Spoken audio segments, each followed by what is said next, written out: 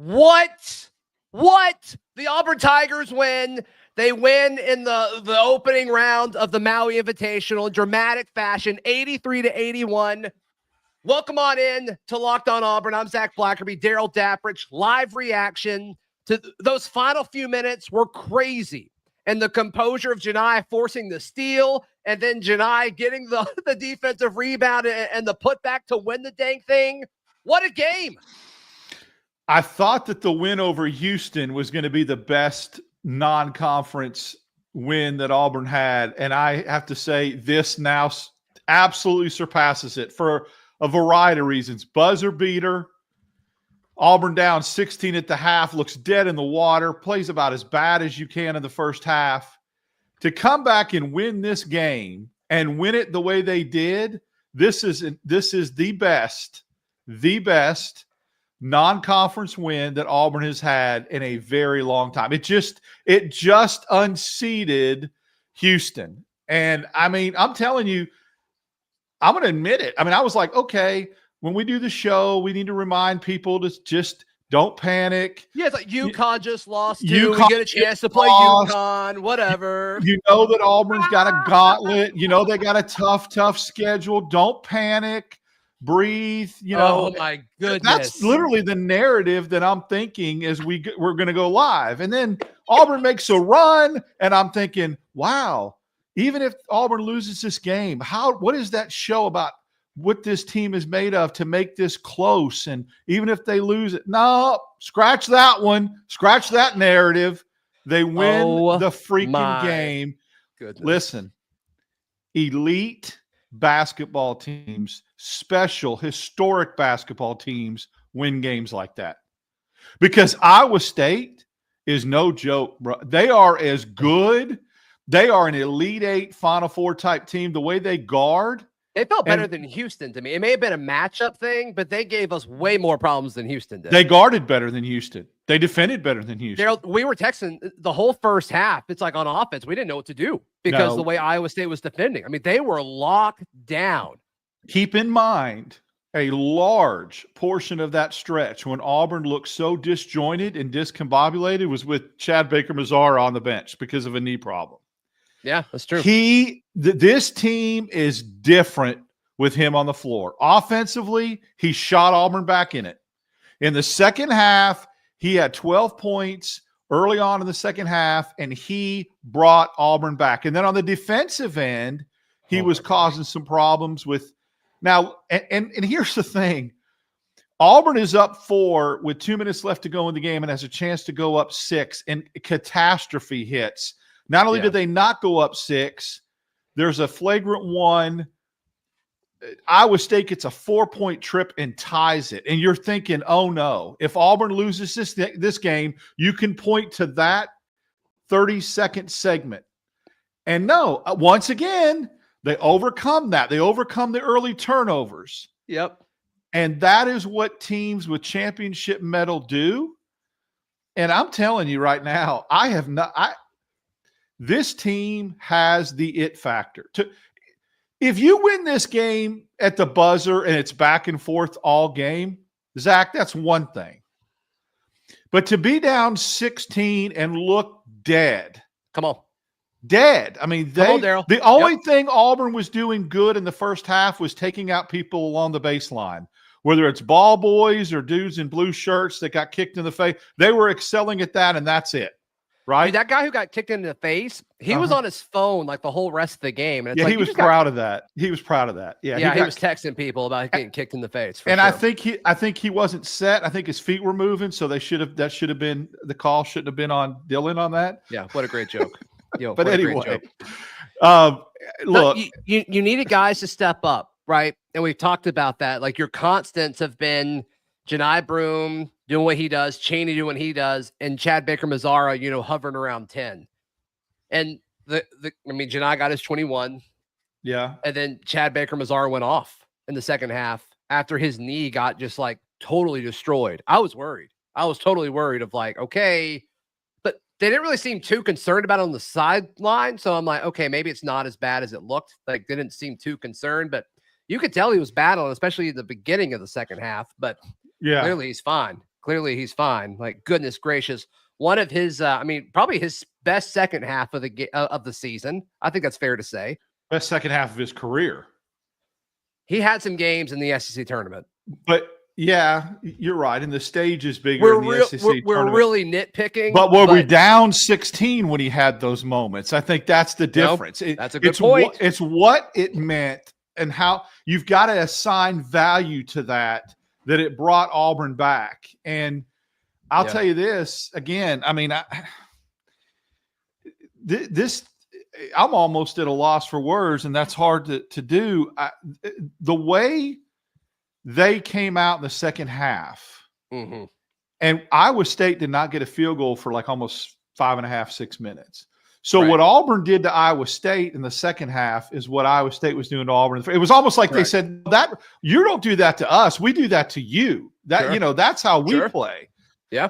And, I look at Pettiford in the second half, had some key runs, had some key stretches. Miles Kelly.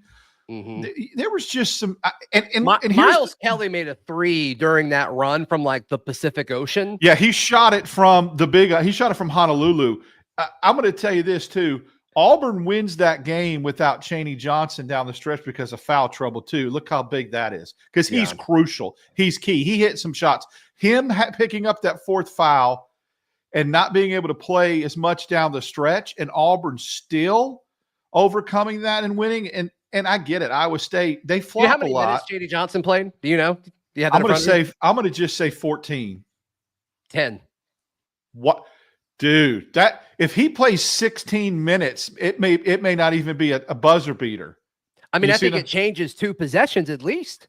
Absolutely. That changes the out. It looks like a totally different game. Absolutely it does. And you're having to play in stretches without Chad Baker-Mazara and long stretches without Chaney Johnson, and you still win the game. And look, officiating, the one official, the female official, I think Auburn was like 0-6 as far as fouls. Like it never went Auburn's way, and they still overcame that. They battled. Without Chaney, without like I said, stretches with Chad Baker-Mazara being out. Yeah. Just outstanding effort. If you're just joining us. Over 1,100 here in real time. Auburn takes down Iowa State 83-81. And we've seen throughout this whole non-conference, and this kind of goes back to like how you were mentally preparing of like the angle of what the show should be. This is the biggest tournament in the non-conference slate. You saw UConn fall to Memphis, and it's like, well, anything can happen. Anything can happen. It's the nature of kind of what this thing is. And those last few minutes, man, they just did what it took. And that's what makes this team so fun. Because it does feel like the flow of this was similar to Houston, where there was a moment late in the second half. I thought it was going to be that breakaway, like that fast break layup where we turned it over and then they just ran down there. And, I think it put them up 6, maybe. I texted you when it happened. Yes, it put them up 6. Like, man, it kind of felt like that Houston, what we thought would be the dagger. I think they had a 3 late, and it's like, oh, goodness, we're not going to be able to overcome that. This team just doesn't care. This team is like, no, we're never out of it, and we're going to do everything we can to scratch and claw and get back into it. It's just, this team is good, Darrell. This team is so good. So up until the UConn-Memphis game, early today in this tournament, Auburn had the best win in the country. And it was because it was at Houston. I don't care if it was at the Toyota Center, it was still in Houston. When Memphis beat UConn, to be fair, I felt like that was Memphis had the best win in the country. Even if it was a neutral floor, number 2 in the country, 2-time defending national champion. But now Auburn has stacked the Houston win with this win, and nobody in the country can say they have 2 top 5 wins. And Auburn does. 2 wins against top 5 teams. Yeah. Unbelievable. You can't say Auburn doesn't have the best resume in college basketball. Oh, right now, you can't say otherwise. Yeah, right now it's like a kid coming out of Yale looking for a job at Wall Street as far as the resume is concerned. It is the best in the country, and then it could only get better if North Carolina beats Dayton and you beat – look, step one, Iowa State may be the toughest team that Auburn faces in this tournament. I'm just telling you right now, with the way things are playing out, they may be the best team Auburn faces, especially with UConn. And I get it, Memphis, there's a lot of basketball to play left. So let me ask you this, mm-hmm. and live chat answer this question as well. Outside of Alabama, well, and because they won't play UConn in this tournament now, outside of Alabama, is Iowa State the best team Auburn will play this year? I think so. Are they better than Duke? Oh, well, no, not with flag. I think Duke's just a touch better. And it's at Duke. But I think I would answer that question when you say, are they better than? In my mind, I'm thinking all things being equal on a neutral floor, right? Not at Duke, because at Duke, you give them 5 or 6 extra points.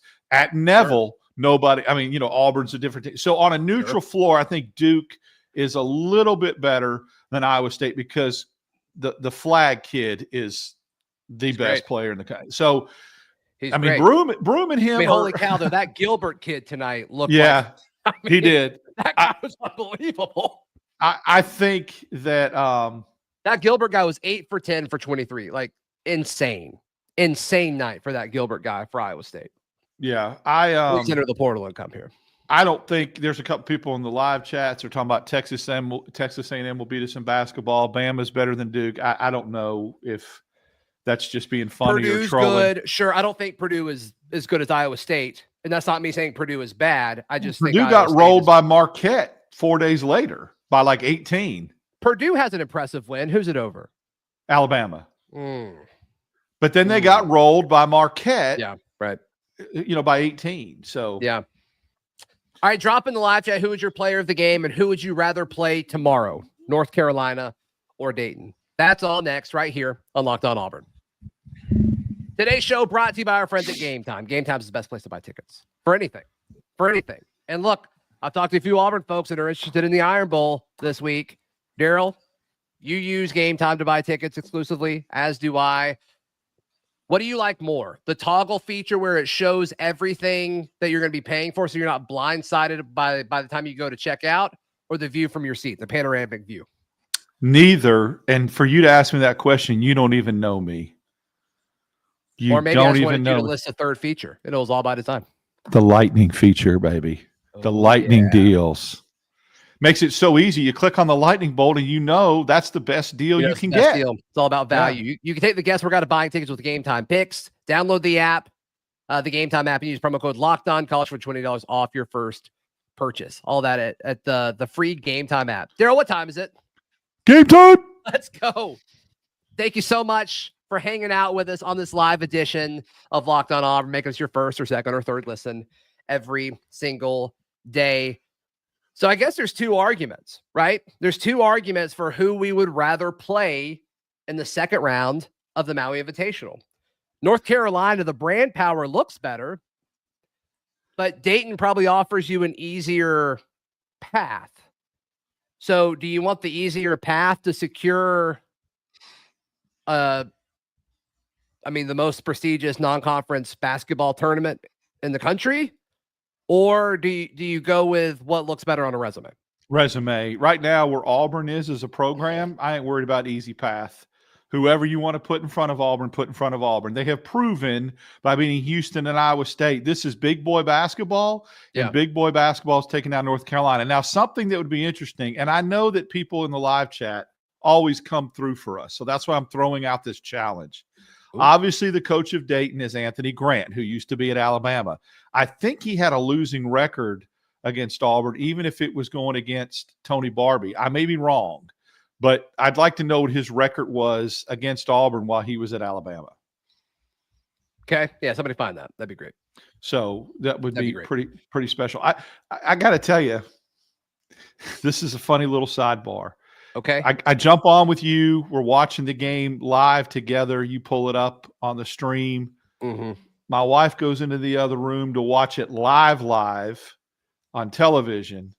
She yelled, and then you said, I think he made it. So it was Yeah, pretty 'cause exciting. I had the official box score up on another tab and the score update. And I'm like, Oh, my cool. gosh. Yeah, that Oh was my pretty goodness. sweet. I'm like, Darrell, we make it. It was pretty special. It's pretty neat. Yeah, that was So a great feeling. Janai Broom, it never really felt like he took over the game. This is kind of the first game this season where Janai Broom hasn't had a stretch where he took over, or at least it felt like he took over. He had a few of those, around the basket things where he's just totally off balance, and it's like that looks way easier than it actually is. But despite all of that, still 7 of 13 for 21 points, 10 rebounds, played all but 21 4 and minutes 10 in the game. Yeah. I mean, and it looked easy. I mean, when I say I easy, still hate how many threes he's shooting. I still know, hate that. I know. But Now he hit what are you a going to tell big him? one, to tie it late in the second half, which you're like, Yeah. okay. But yeah, 2 I for don't. 5, like it's 40%. Like it's not like, And I want to say this that. too. There's been some pushback on me and you with people saying, well, Broom playing the 4 and shooting threes. Y'all don't know what you're talking about. That's what he needs to do to make it to the league. That's not why Auburn plays him at the 4. Anybody thinks that Auburn is concerned about Broom showcasing himself for the NBA rather than what he does best to help Auburn wins basketball, they're the ones that, as they say about us, don't know about that. That's not, it has nothing to do with Bruce Pearl saying, I'll play you at the 4 so I can showcase you to get to the league. Yes, part of the responsibility as a good coach is getting you to the next level. But first and foremost, it's playing you where you help the team be most effective and win. I don't care where that is. That's the first thing, is we're going to play you where you give us the best chance to win. Mm-hmm. It has nothing to do with showcasing your NBA skills. Because if you lose games at the, as a trade-off because Janai Broom's shooting more threes to get to the NBA, that's not what you do. That's not, they're playing him because they see something with Cardwell and him on the floor, whatever. Whatever position he's going to play that helps Auburn win is what they'll do is best for Auburn, period. It's not worried about getting him to the next level. Yeah, I agree with that. Denver Jones. Look at that. So there's the stat. I'm sorry. Thank you, What Randall Robinson. He is 7-9 against Auburn. Anthony Grant. And he's gone head-to-head, I think, in a lot of those games, Zach, against Tony Barbie. What an era. Yeah. What an era. I actually thought it'd be better than that. I'm not going to lie to you. Denver Jones, 12 points, 3 of 10 shooting. He got to the free throw line 6 times, which is where literally half of his points came from. I love the aggression. Mm-hmm. I didn't love all those mid-range jumpers he was shooting in the first half. Curious to see if that changes at all. But it did also seem like some of that was frustration in the first half because it didn't look like we knew what to do against the Iowa State defense in the first half. And, they made adjustments and they did a lot more movement in the second half. But I don't know. Do you think that was like something like Denver just trying to make something happen in that situation? I do. And I think that one of the things that Auburn has always done is you want to get your point guard to the foul line a lot. Wendell Green used to get to the line a lot. Jared Harper did. So Denver Jones taking that aggressive take and starting to be a little more aggressive to get to the foul line is a great strategy because he's such a good free throw shooter. Yeah. So if that means being more aggressive, get you to the line with the way he hits free throws, I'm all for it. And that's what you want your point guard to do. If you want your point guard to facilitate, distribute, hit the occasional open 3, but get to the line because you're handling the ball allegedly more than anybody else. How would you describe JJ Pegues' game up to this point? Very disappointing. Just being honest, I don't think that right now at this point he's where Auburn thought he would be. When he's come into the game, it's hurt Auburn a little bit. Turnovers, not scoring at all, looking a little bit overmatched. I hate to say that because but that's where we're at right now. And I think that he's a kid that Auburn counted on to give more and to score more and to absolutely have a bigger impact. Yeah, and I'm a little surprised that's what we're seeing because he was such a volume guy at Furman. And I was actually worried about him coming in and shooting it too much. And did he shoot it at all? Did he have a field goal attempt? I know he shot a free throw. No, he officially does not. He did not attempt a shot tonight. And I don't know. It's almost like when we had Zepp Jasper, but he's not as good of a facilitator and he's not as good of a defender. He played 13 minutes and he didn't register an assist, but he did register a turnover. Like, that's just not like, what are we doing? Like, what are you offering at that point? That's a fatal point guard line, a stat line for a point guard. I mean, if you're not going to score, at least distribute, at least get 4 or 5 assists, do something. And I still have confidence that he can find his game because he was such a prolific player and scorer at Furman. He's done it before. 100%. He's done it before. We've seen it before. But I think you make an excellent point that if you're not going to score points, at least you got to lock somebody down like Zepp did, or at least distribute and facilitate. And that's not happening right now. And the stretches and the moments and the segments that he was in the basketball game, Auburn struggled. Mm-hmm. But it is what it is. I think Pettiford and Denver being able to play the one helps alleviate and take some of that strain off. Yeah. Who else stepped up tonight that we haven't talked about? We talked a little bit about Miles. Dylan had a weirdly good game. Not necessarily from a scoring point of view. I just felt like he was always in when there were runs. Anybody else? I think Chris Moore came off the bench and did what you expect Chris Moore to do, and that's get you some hard hat minutes. He had a couple of offensive rebounds that I thought were really big in the game for Auburn to maintain possession. I don't know if they paid by Chris Moore as well. So I mean, he gave you what you needed. It was energy minutes. It was Energizer Bunny stuff, and he had, like I said, Auburn did a really good job in the second half of flipping the script on the rebounding totals.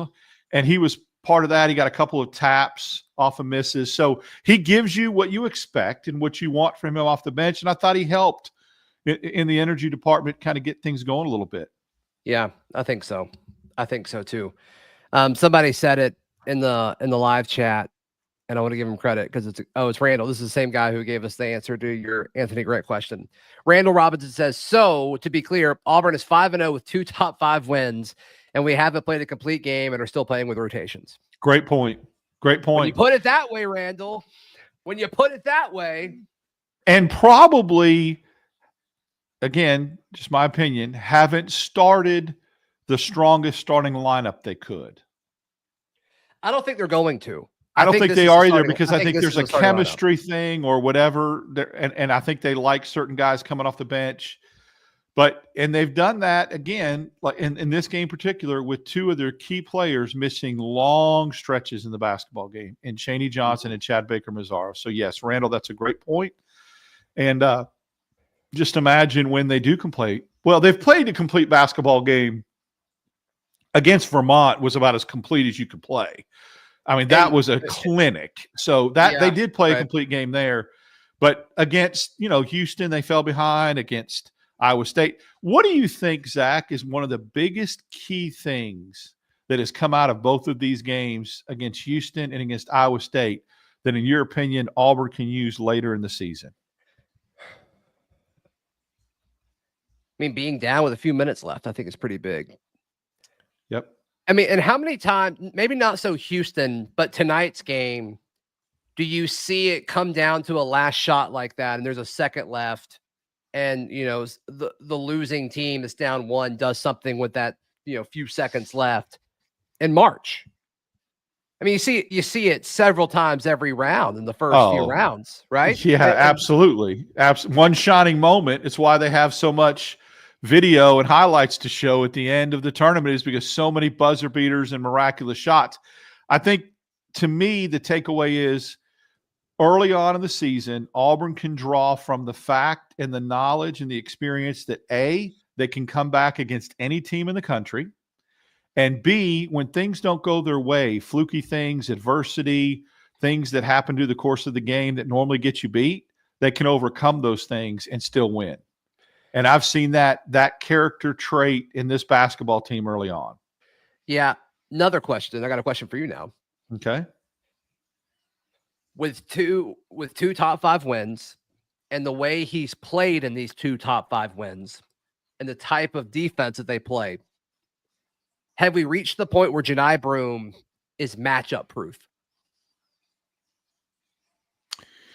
I think he is, and I think the reason why he is what we talked about earlier in the show, is his versatility to play 2 positions on the floor.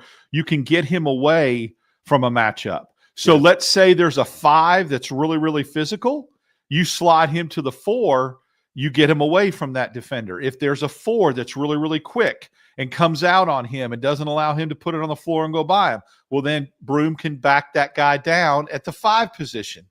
He is matchup proof because of the versatility this year. You can get him away, keep him away from certain matchup problems. And I like that with Miles Kelly too, because Miles Kelly can play the 3 or the 2. And it's the same thing. He starts getting hot shooting the basketball, you can move him wherever you want on the floor. There is going to be a time, I feel it, in this season when Kelly and Baker Mazara are going to be on the floor at the same time, and you're going to have to pick your poison as far as who's shooting the 3 and just draining threes. That'll be interesting because you're not going to be able to defend both. Yeah, and they have the depth to be able to rotate out of that too. Yep. So yeah, we'll see. We'll certainly see that. Our buddy Clay Sharp sent us the link to a tweet, Darrell. This is from ESPN Stats and Info. Auburn is the 4th team in AP poll history, so since 1948, to start a season 5-0 with multiple top 5 wins, and the first to do it since Kansas in 1989. Wow. Let's hold on. That's rarefied air. That's rarefied air. 5-0 and have 2 top 5 wins since 1989. Rarefied air. That's all I can tell you. I mean, that is exactly why you play these type of games, why you're not afraid to play this type of schedule, is because you hope you become mentioned in elite company, and that's just what happened tonight. All right, so you want to play North Carolina tomorrow? I do. Yep. I'm just not worried about the strength of schedule argument. I just want, well, it's not again, like, what's the difference between North Carolina and Dayton on Ken Palm? The resume thing, because of North Carolina being such a name, you want to beat the Blue Bloods. Ken Palm right now doesn't matter to me in this tournament as much as name recognition does, is who you beat and who you're in company with in Slay. So I mean, North Carolina is 12th, and then Dayton is 40th. So we'll still both be odd. I mean, they're both going to be quad 1 opponents when it's all said and done. So, but North Carolina looks way better. Like, it just looks better, and it means something, right? And it'd also be super cool to play North Carolina and Duke in such a short span. And if you were able to beat both of them, like, just, the messaging that you could have as a program, that'd be insane. I agree. It's perception. Of course, Auburn has beaten North Carolina. They beat them in the NCAA tournament. Sure. They've beaten, Kansas. They've beaten Kentucky. They've had a nice little run there with some of those schools they beat. So it's not as much rarefied air. But in the regular season, it just has a different. You have to beat teams like that in the tournament if you want to advance. Everybody plays teams like that in the tournament, but in the regular season to do it, it makes a mark. It definitely. And now everybody tonight and tomorrow is going to be talking about this game, right? And you beat North Carolina, then everyone's going to be talking. I mean, if North Carolina beats Dayton, the hype and the anticipation and the buildup before that North Carolina game tomorrow is going to be unbelievable. Unbelievable. Yeah, it's going to be so freaking late at night too. It is, but we will be 10 here. Central, is that right? 10 Central. 10 Central, and we'll be here a little after midnight. We'll be here. Yes, we will. It'll be like the Cal Auburn game in football a couple years ago. Yeah, it won't quite be that bad, I guess. That might be, actually. Be about the same. You're right. So yeah, Dayton and North Carolina, they're supposed to tip off like 3 minutes ago. So they'll start any second here. But All right, everybody drop in the live chat. What is Auburn's record for the rest of the Maui Invitational? We can't get to the point where we're doing like 5 out like we typically do because we don't know exactly who we're going to be playing. But I think Auburn goes 2-0. I think Auburn wins the thing now.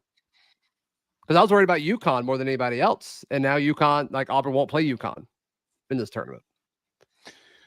Yeah, I first of all, I'm really would love the opportunity to play Memphis again after what happened a couple years ago in Atlanta. That's a nice, Memphis beat Auburn. Auburn was playing really well. And I would love to have a shot at that, a little rematch back at Penny at that. So that would be a nice game. But, of course, you got to get by North Carolina, and Memphis has to get by Michigan State. Michigan State surprised me how much, they absolutely boat race Colorado. So, but Tom Izzo's a great coach. I mean, he's just that guy that is a matchup problem in tournaments. So Memphis was a lot longer against UConn than I would have guessed. I mean, they made it hard for him. Now, some of it was self-inflicted, like Hurley getting a technical in overtime. Like, you can't do that. No, you can't do that. And that was very surprising. Well, and I was surprised that Seth Greenberg at the halftime comment, who's a really good friends with the Hurley family, came right out and said, "You have to be a better example to your kids. I love Hurley as a coach." He said, but he cannot do that, and he's got to get that under control. That was a pretty strong statement to make. And I think Hurley needs to realize that's going to get you beat in an NCAA tournament game if you're not careful. Yeah. This team, man. This team. So freaking fun. So freaking fun. Are you saying 2-0? I don't think you answered me. 2-0. Auburn wins Maui. Auburn wins Maui. Will they be ranked number 1 in the country if they do that? Yes. What's going on behind you? Nothing. Are you serious? Is that not the lights? Oh, that is a light show. We got a little light going on. I hear you. We got lights going. I didn't pick it up. I was so locked in on you. Yeah. So locked in. There it is. There's the lights. Check it out. They're coming to get me. They're coming to get me. How about that? Light show. People are loving it. There we go. Y'all have been asking for it. You've been asking for it. It's 10:51, and the light show has made its debut for 2024. Incredible. Mark Zanetto, our Locked On UConn host, just texted me and said Auburn is the number 1 team in the country. So that's always fun. It's always fun.